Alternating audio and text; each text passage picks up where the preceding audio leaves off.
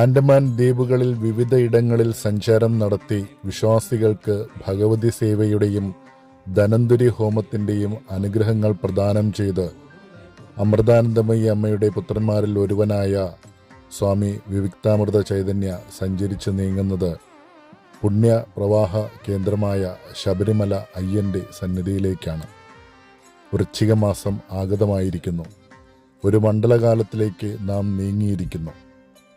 എല്ലാ തവണയും അമ്മയുടെ സേവന പ്രവർത്തനങ്ങൾക്ക് മികച്ച പ്രാധാന്യം നൽകുന്നൊരിടമാണ് ശബരിമല. അതുകൊണ്ട് തന്നെ അതിൻ്റെ ഭാഗമായി അമ്മയുടെ ബുക്ക് സ്റ്റാൾ പമ്പയിലും സന്നിധാനത്തും ആരംഭം കുറിക്കുന്നതിന് ദീപം തെളിയിച്ച് തുടക്കം കുറിക്കാനെത്തിയതാണ് സ്വാമി വിവിക്താമൃത ചൈതന്യ.